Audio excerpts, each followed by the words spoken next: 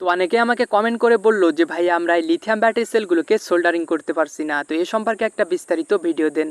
তো তাদের জন্য মূলত আজকের এই ভিডিওটা। তো আমি আজকে আপনাদেরকে দেখিয়ে দেবো কিভাবে একটি লিথিয়াম ব্যাটারি সেলকে খুব সহজেই সোল্ডারিং করতে পারবেন এবং আমি এই ব্যাটারি সেলগুলোকে কিভাবে সোল্ডারিং করে থাকি। তো ভিউয়ার চলুন ভিডিওটি শুরু করা যাক। তো এক নম্বরে যে টিপসটির কথা আপনাদেরকে বলবো সেটি হলো সোল্ডারিং আয়রনের বিটটি অবশ্যই ভালো হতে হবে। তো অনেক বিট আছে যেগুলোতে রাং ধরতে চায় না বা কিছুক্ষণ কাজ করার পর ময়লা জমে যায়।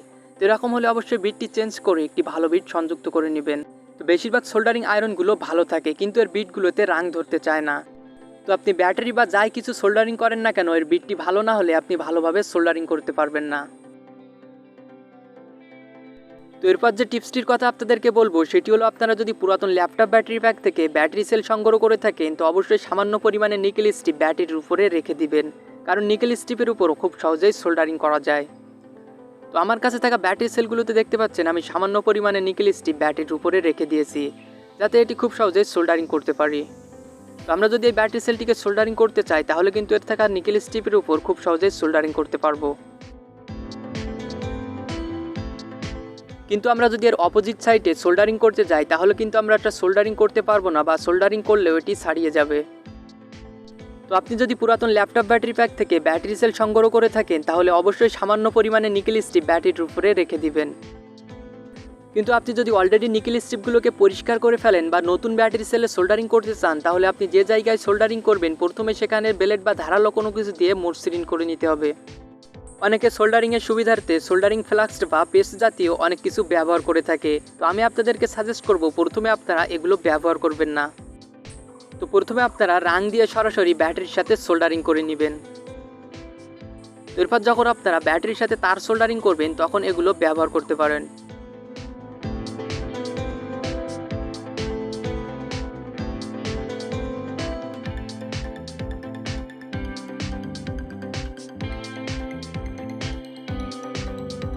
তো এরপর যদি আমরা এই ব্যাটারিটিকে সোল্ডারিং করতে চাই তো আমরা যে জায়গায় সোল্ডারিং করব সেখানে প্রথমে বেলেট বা ধারালো কোনো কিছু দিয়ে মসৃণ করে নিব।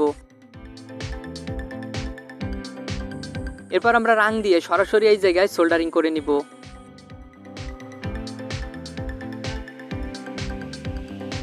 তো এরপর যখন আপনারা তার সোল্ডারিং করবেন তখন সোল্ডারিং ফ্লাক্স লাগিয়ে নিতে পারেন।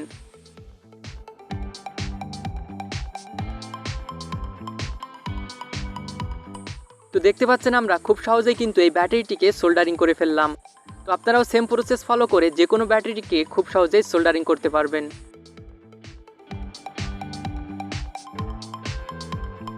কিন্তু আপনারা যদি প্রথমেই সোল্ডারিং ফ্লাক্স বা পেস্ট ব্যবহার করেন তাহলে কিন্তু ভালোভাবে সোল্ডারিং করতে পারবেন না। তো এই ব্যাটারিটিতে আমরা প্রথমেই সোল্ডারিং পেস্ট ব্যবহার করে সোল্ডারিং করব।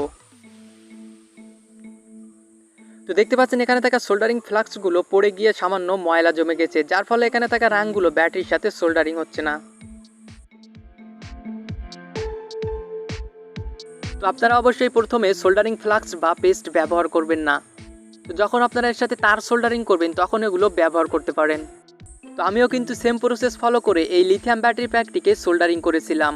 তো আপনিও চাইলে এগুলো ফলো করে যে কোনো লিথিয়াম ব্যাটারিকে খুব সহজেই সোল্ডারিং করতে পারবেন।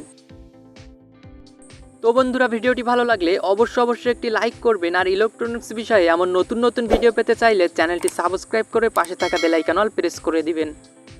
তো ভিউয়ার্স সকলে ভালো থাকবেন, সুস্থ থাকবেন এবং সাথেই থাকবেন।